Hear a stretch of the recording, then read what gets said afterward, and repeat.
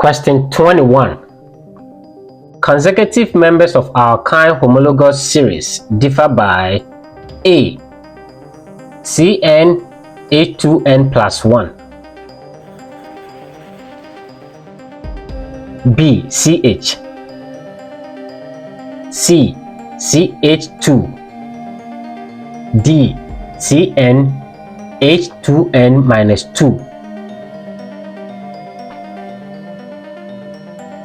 The correct answer is C. CH2. Explanation. Alkynes, they are just like alkanes or alkenes. They belong to a homologous series. Each new member just adds one CH2 group. So for example, ethyne, which is C2H2, propyne, which is C3H4. The difference between ethyne and propyne is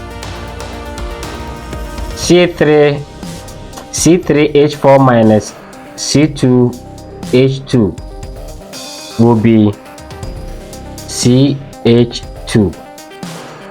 That is why each new member gets bigger by a CH2 group.